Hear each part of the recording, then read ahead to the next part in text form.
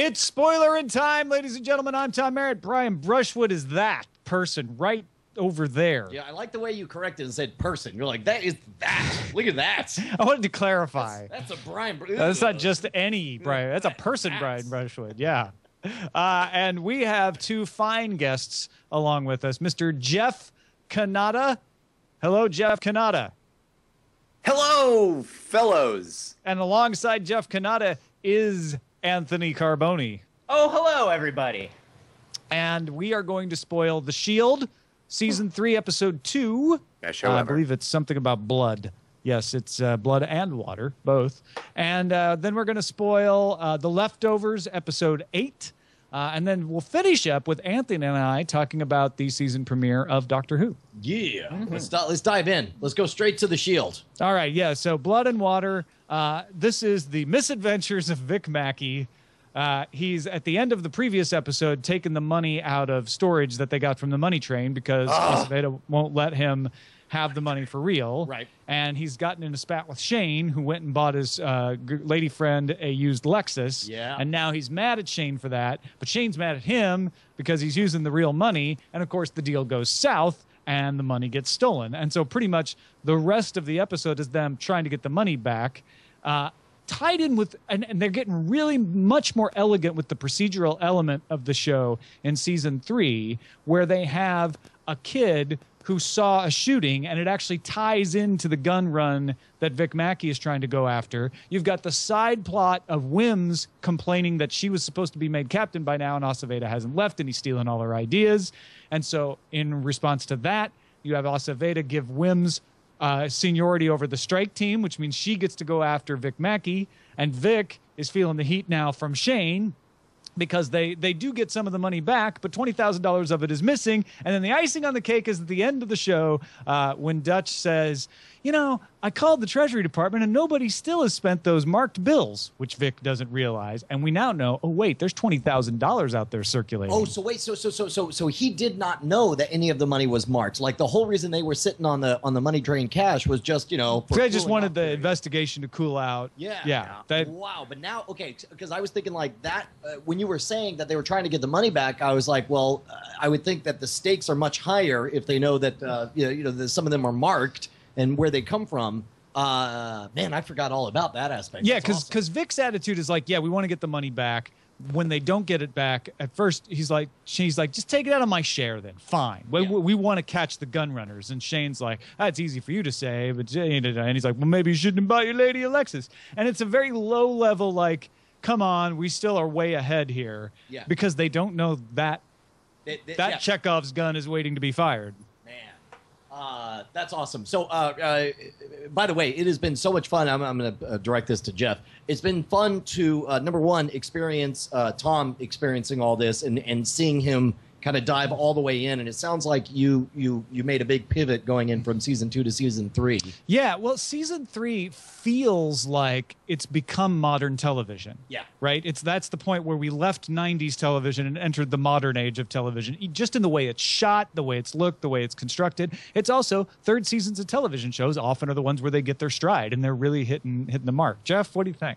Yeah, you'll find that the show will cease becoming about procedurals at all and will just become the show that it is, which is the prototype for shows like Breaking Bad, where it is just a spiraling down of whack-a-mole. You watch your main character try to put out fires and only create more problems for himself and get deeper and deeper and deeper into where he cannot get out. And the Money Train is the first big thing like that, and everything else that happens over the next 3 seasons of the show is a reflection on all the decisions that came before it and how, trying to patch those holes is not going to be enough. And at a certain point, there's going to be too many leaks in the boat, and it just gets crazier and crazier and crazier. And that is what's so much fun to watch, because you start, like you did in Breaking Bad, you start rooting for this despicable human being. Speaking of which, and Breaking Bad is amazing to me. Again, spoilers, Breaking Bad about to happen. But to me, The Shield and Breaking Bad are exactly inverses, because they're Breaking Bad is about the slow corruption of a guy who you think is a good guy that's been stepped on a lot. You watch a good guy turn bad. Whereas the first episode of The Shield, that guy is damned from the beginning. You're like, this guy needs to go down, and I want to sit here. And yet, even in all the wrong ways that it does it, you kind of feel for him, and you find yourself rooting for Vic Mackey in perverse ways. One of the keys to that for me is that they do a great job of showing that Vic Mackey buys his own bullshit. Yes.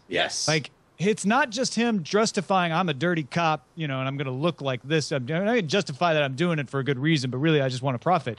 He actually is like, no, I feel this is the only way to beat the bad guys. Right. Yeah. Agreed. And you start thinking, he's kind of right, because he gets results, and it's fight fire with fire. It's like, in order to destroy my enemy, I have to become them.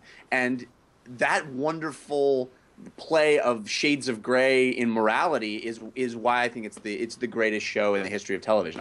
I truly think The Shield did it before anybody else. Yeah. Well, and that's the other thing, and it's funny because I found myself apologizing on behalf of to Tom. How many of what now appear to be tropes had never been seen before. The whole the cameraman as a third actor in every scene that's popping in and focusing and doing the shaky cam stuff. Like we hadn't seen that in the 90s. And Tom was saying that some of that felt a little bit empty given the way that we experience stories nowadays. Well, and it's in the third season that I start to admire the style in which it's shot. The first couple seasons, you're right. I was like, yeah, okay, I've seen this before, even though they may have been the first people to do it. Sure. I've seen it before elsewhere. Whereas in the third season, I feel like, okay, that's an innovative angle. Now they're doing something really interesting. And it's, I think, a thing where like, yeah, maybe they were the first to do let's do shaky cam and that's impressive. But what they're doing by season 3 is even more impressive because it still looks fresh. Yeah. It's not like something that could easily be ripped off because you had to know I'm going to shoot up this way and it's really going to show Vic in an angle that you wouldn't necessarily see as a looming presence, etc. They're telling a lot more story with the camera in this season. Yeah. Well, they wouldn't block the scenes in a traditional way. It was shot almost cinema verite. It was the actors were given a lot of free rein to just go where they felt and do what they needed to do, and the camera guys were trying to capture it. So you get that thing that is manufactured a lot of times now in films where a pan will be late, like somebody will start talking and the pan will come to them late. That's genuine here. The camera guys weren't setting up shots; they were just trying to get it. And there's a lot of stuff on the DVD commentary stuff where you hear they had this phrase called "shoot the dog," where early on in one of the seasons there's this dog barking. And they just happen to be shooting in this neighborhood in Los Angeles, and there's this crazy dog barking, and the guy's like, "Shoot the dog," and he got some footage of the dog, and it ended up being like this centerpiece in one of the episodes, and that was their thing, is just capture what's actually happening and try to create this sense of authenticity. It was outside the box in a lot of ways. I know a lot of people talk about The Sopranos, which was happening at the same time, but The Sopranos wasn't doing what The Shield did. The Sopranos, yes, was showing you shades of gray and a new kind of morality that hadn't been on television before, but it was doing it in a much more cinematic way, and it was doing it in a way where, yes, there was a continuing storyline over weeks and weeks, but oftentimes they didn't really care whether or not a episode led directly into another or picked up directly from the one previous to it. But The Shield starts to become this thing that we're now accustomed to, which is this unraveling of one series of events that all lead from the one before it. And as you see him get deeper and deeper into this, and more resources and people come to try to figure out what's going on in this area, it all builds from what came before, and that's to me why the show is so special. There's a fantastic book. If you haven't read it yet, it's on Audible. It's called Difficult Men by Brett Martin. Have you read it, Jeff, by any chance? I haven't read it, but I heard a bunch of appearances on NPR when it came out from the author. He was talking about it. It's fantastic. He talks about that whole transformative time, and he mentions, a section on The Shield, on The Sopranos, on The Wire, and Breaking Bad, and telling the different stories of how this transformative television happened. Specifically, it's funny. Who was it that was behind the Shield? Sean Ryan. Sean Ryan. Whereas part of the reason that The Sopranos and the Wire was written the way it was this rejection of the 3-act structure about commercial breaks or whatever. Whereas instead, Sean Ryan, reveled in it. He loved it. He said, no, I love ending on cliffhangers. That's fun. And, as long as I get to say, the S word 3 times and show a side boob once an episode, then that's fine. It's fascinating. Amazing stuff. All right. So, Jeff, you might watch The Leftovers, but haven't, and you haven't watched Doctor Who. Yeah. So do will you want to jump peace out of here now? Yes. Thanks, guys. This is really fun. I appreciate it. Yeah, thank you, Jeff. It was a blast, as always, chatting with you. All right. Have a good one. All right, cheers. And Anthony Carboni, who's never seen The Shield and almost fell asleep. Fucking hate that guy. Can I say that now? Which one, Anthony or Jeff? Jeff, worst guy. Oh, okay, because it would be really kind of weird if you met yourself. No, I hate myself too. Almost equally to Jeff. As Me anyone too. who listens I hate to myself, too. We have concerns would know. But the self-loathing show is for another time. Yeah. Let's talk about The Leftovers. So you're watching it? God, I love The Leftovers. The Leftovers is Okay, so this good. is great because Brian loves The Leftovers. You love The Leftovers. Well, am I overcharacterizing it? No, I For you, like Brian? it a lot. Okay. I'm not nuts for it, but it's the one, like, I'm in enough that it's not an option to skip a week. Like, I'm going to lean back from what my real position, which is like I'm intrigued and I want it to be better than it is, but I'm still not convinced. Because no, dude, this I'll tell you what. First of all, this week's episode was difficult. this was a better. Yeah. This is the best non-character profile episode yet. Yeah, And well, I said that last week, and this week was better than last week. It kept being better, right? Like we're witnessing Kevin Garvey going mad, with his lost time and putting it together. We're seeing a bit of the plan of what do they call the folks in Wine? Guilty Remnant. The guilty remnant. We're seeing part of their whole scheme, right? Like and like that moment when she was like, yeah, she was okay with it, and we're like, they just admitted to murdering one of their own as a PR stunt. And then the gotcha when she stands up and grabs that glass, like I felt ill. I felt ill, and it evoked a very strong visceral reaction in me. I really like. This is the first week that you really see like the Guilty Remnant. They come off like nihilist light throughout the whole thing, right? Like they're just like. They're nihilists, but they seem really egotistical and really self-involved. And this is the first week where you see that they're just like, no, they literally don't care about anything anymore, and they're willing to go to like any extent that they need to. They are, man. They're true believers, and you really get that this episode. And we don't even know what they want yet. I was not. This is the first time where I felt like the show explained what the show is about. Yeah. And we didn't, you're right, we didn't actually still get what the Guilty Remnant's goal is, but her soliloquy there was like, you know what? They had disappeared. We don't know why. We don't care. And then like, oh, that's Damon Lindelof talking. Yes, We're not going to explain to you where they went. That's not what the show is about. And I'm like, all right, on the edge of my seat, convince me why I care. And she did. Yeah. Like, she's like, what this is about is how we deal with it. And what we do about it, and remembering and forgetting. And I'm like, okay, I'm in. I also was not that shocked when she picked up the glass. I didn't know she'd pick up the glass and do it, but she basically told him from the beginning, I'm ready to die, because she left him no option but killing her.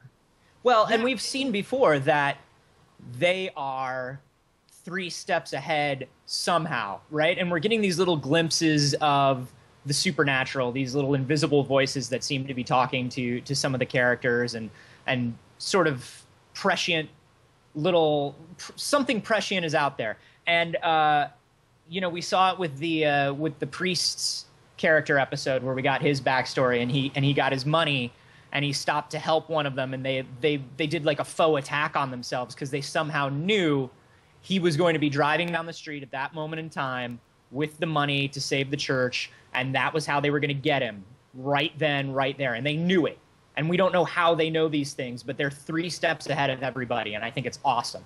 And it's I'm fascinated by how flawed everyone is. I think Chief Garvey is our protagonist, who we adore, but also we pity because he clearly can't handle his own life. He's supposed to be running a town, and he clearly can't keep his own shit together. His family's in shambles or whatever. The guilty remnant at times, we find them, like, well, what are they doing? They're just walking around smoking. They're not hurting anyone. But then you see this like sick planning that they're doing. And then likewise, Christopher Eccleston, it's like, he genuinely wants to save them, but he wants to do it in the douchiest Westboro Baptist church kind of way. And if I could just like sidestep out of the plot for a second, was it awesome to see Arwen beating up the doctor? Yeah. Yeah, That's true. Pretty neat. Back into the plot. Well, and by the way, and by the way, and it's like obviously it seems like Dr. Hugs actually has a gift, and yet is also whatever he did to Nora has stuck. Creepy. Well, and that's But he's also he's the worst person though. He's the worst human being. Oh, I'm sorry. Say it again. He's just the worst, sickest human being in the show, though.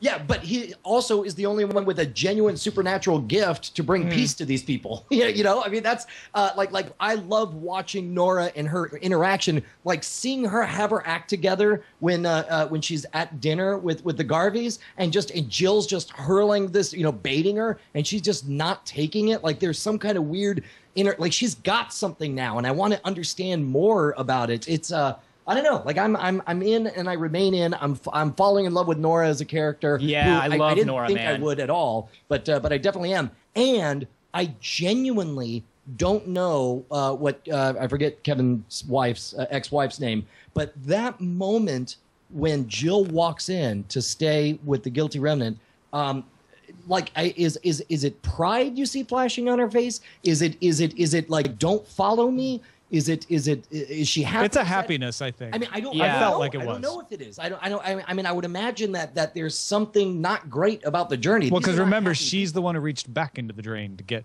the thing that Jill gave her. So there's still a part of her that can't let go of Jill, and she's supposed to. I'll tell you what and it I is, felt like man. that was a parallel to Liv Tyler's character talking, right? Which, by the way, I thought there'd be more repercussion for that, but maybe that's, Well, I get the separate. impression that's Liv Tyler's character is in transition. She's in transition, yeah. Transition. So I But- think the rules are. Yeah. her feelings for her daughter are her talking. That's her weakness. Yeah. Yeah. And that's what I interpreted. That was like, aha, she's been strong this whole time, and showing Liv Tyler like, no, you've got to batten down the hatches. And then Jill shows up, and we see her crack. This is going to in be the like armor. she is now the new Patty, or it seems like she is now the new Patty, and Oh, this yeah, is she sat totally down at the her daughter desk. being there is totally going to be her downfall.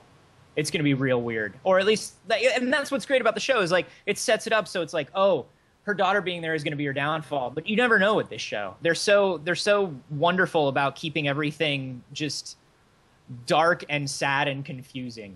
Well, I and like it's funny that. too because in a world, and maybe I'm just lately consumed with this part. Like this is a world where there is a flat black and white for the whole world to see. No question about it. Genuine supernatural event that happened, and everybody saw it happen, and it happened, and it touched all these people, and it was genuinely painful or whatever. And yet, here we are, 3 years later, and we're skeptical of the magic powers of a guy who gives hugs. How weird that something could be so black and white, and yet we instantly, as viewers and in this world, go back to like, well, I don't know, I think he's just a crackpot who likes to have sex with Asian women, And Yeah. and he is. Well, I mean, he is. To be fair, but he also genuinely. but he's has so magical much hugs, more. right? I mean, He's a magical crackpot, Yeah. and that's what's lovely. that old trope. I don't know. I'm fascinated, and I'm Yeah. so you still seem like you're kind of at arm's distance on this. I mean, I'm not Yeah. as crazy for it as Anthony. I'll Do tell you you think what, I they're go going to back lost and us? forth. Is that what it is? Are What's you that? waiting for the inevitable letdown? Do you feel like you're going to get losted? No, actually, I liked Lost. We've talked about that before. I'm not worried about that. I'm not like hung up on like, you have to explain how this all works. I want that other hook, and I got it a little bit in Patty's speech at the end. But I'm still on the fence between, is this Hemlock Grove or Twin Peaks? And it seems to kind of be riding that bike and swerving back and forth. Like sometimes it's like, it's about Kristen Stewart lookalike, with her young friends. And then it gets very Hemlock Grovey. And as I've come to know the characters more, I've started to enjoy it more. And those specific episodes that they've done on Nora and Chris Eccleston's Reverend character were my favorite episodes at the time that they aired, because I felt like, okay, this is what I want, is like a really good character drama with a supernatural frosting on top. And some of these other episodes have been lighter on that. Obviously, with the Cabin in the Woods, we started to get a more significant level of that, because he doesn't remember how he got there. And this guy admits to being a guardian angel. Whether he's serious or not, we don't know, which is great. And the shirts, man, the shirts were there. The shirts, yeah, that was very Twin Peaks. That's when I was like, okay, I'm digging this. Like, because here's the thing, they have this amazing ability within that show to keep things so nebulous. Did Nora break the mirror at the bar, or because she got too drunk and she took those pills, or was it the woman who was pretending to be Nora? Were those shirts that the dry cleaner gave to Kevin, were those literally his shirts? Or were they not? And they start answering these little things. And what I love about it, and when we're talking about shows that redefine things, this show is so unafraid to just be depressing and pessimistic at every turn. And every time you hope for something good, like, oh yeah, his shirts were there, everything's cool, his shirts were at the dry cleaner was just a douchebag. It's like, no, he's murdering people at a cabin. Yeah. Sorry. Well, and plus also... And ceremonially nailing my shirts to trees. Yeah. How about the reversal from us not knowing if he's imagining this character to all of a sudden, like, the character being the one thing that's anchoring Kevin. Like, all of a sudden he... and I still don't know if he's real, even though we've seen real. other people see him. I'm like, yeah, but he's got a mysterious past. Nobody knows who he is. He only shows up when Kevin can't remember what he did. Exactly, there's right? something else And going yet on there's there. something so humanizing when he's like, because we're friends, asshole. You know? And it's like, what? And that's such a, like, either, yeah, we're friends, or that is exactly what the con man would say to the guy he's trying to manipulate it to do his own ends, right? Like, yeah. No, I still digging it. Still think it's great. Yeah. That's all I have to say about that. Favorite show on TV right now. no kidding. Wow. Yeah, All right. I love it. Well, Brian, I know has not caught up on Doctor Who, but you don't mind being spoiled That's on fine. the Capaldi. Catch me up. Okay. Season premiere, first appearance of Peter Capaldi. We have a feature-length episode, which means it was extra long. And I don't know how you thought, Anthony, but my feeling was Capaldi just grabbed the role, took it by the throat, and owned it. They had to have Jenna Coleman sort of stumble around as Clara for a part of the episode, but she had some good scenes, and I'm positive about where they might be going with her. But I had to watch it twice to really get how much Capaldi was doing a Matt Smith imitation in the early part of the episode, and just slowly fades into, but this is what the Capaldi Doctor will be like. Yeah. No, his performance was amazing. He's going to be great. And I think one of the things that you can say about his performance, one of the things you can say about a lot of the people in the episode, and surprisingly Jenna Coleman as well, who I haven't fallen in love with as much as other people have, elevated what to me was an episode full of all the things that bug me about Doctor Who. Just silly throwaway lines and wackiness and a bad guy I don't really care about and a plot that doesn't really make sense, all in service to the fan culture. And I just didn't feel like he was great, and his introduction was strong, but it was not because it was a strong introduction. It was because he elevated kind of a weak introduction.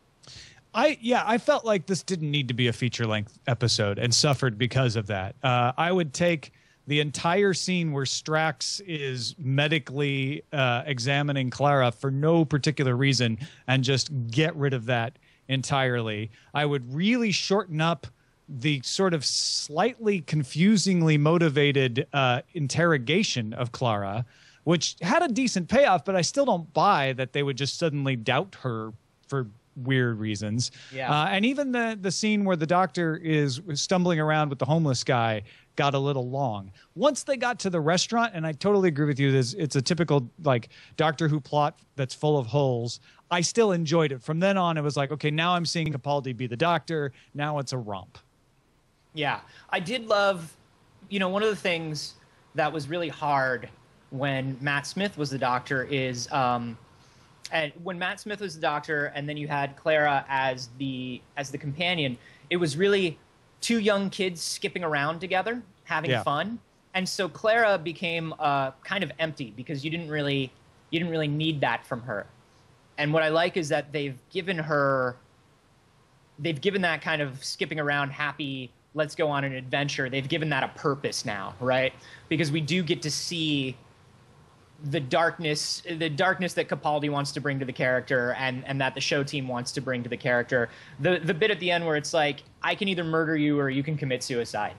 These are the two ways out of this, and that's a very, that was a pretty dark moment. And actually I'm hoping that it goes a little bit more in that direction and they let him get like a little bit more darker and removed. I love even as he started coming into his own and kind of getting rid, sloughing off the old personality and coming into the new personality, there's still like a real condescension towards human beings and a real kind of condescension towards everybody else. That's a very classic Doctor thing that hasn't been around in a while. Yeah, it's a very Baker thing for sure. It's a super Baker thing where it's like, keep up, human, because here's what we're doing, and like, you can deal or not. And I like that that's kind of coming back. The fact that it's like, which one are you and which one are you and what are you supposed to do and why do I care? Okay, cool, whatever, let's go, because I've got a thing to do and you can come or not. But I do like that they had that little. I don't know if I liked Matt Smith on the phone at the end, but I do like that there was a moment that like Tennant had a moment like this and Matt Smith had a moment like this too, where he had to kind of reach out and be like, listen, as terrible as I get, I need you to be here because if somebody isn't with me, I'm going to get real fucking terrible because that's who I am. And I like that they gave him that moment where he still realizes that, Yeah, I liked that callback, and when they showed it at first, I was excited because I wanted to see him again, but I was also nervous that it wasn't going to play. And for me, it played because what it did, which they've never done well before, is say, this guy is this guy. And you've watched him transform over the course of this episode, and now we're going to show the old one and have Clara make the connection. Yeah. And I thought, at least for me, I thought that worked really well when the Doctor comes back and was like, that was me on the phone, right? Like, well, and it's great onboarding, right? Because every time there's a new regeneration, there's an opportunity for them to like kind of bring more people in and like open up Doctor Who to more people. And so having that connection, I think, is also good for the new audience. And it was also cool. The one thing I did like about the villain in this episode was the idea of the robot who keeps pulling himself apart and putting himself together, and now he doesn't know who he is or what he's for, other than one like overarching goal that may or may not be a worthwhile goal. And I like that I did like the mirror image thing, and I like that the mirroring of the Doctor and the villain was what allowed him to have that moment at the end where it's like, stay here, make sure I'm still me, something needs to stay the same. Yeah. And I think that's going to be interesting because we know that Jenna Coleman's leaving as well. Yeah, so that'll be cool to see how they play with that.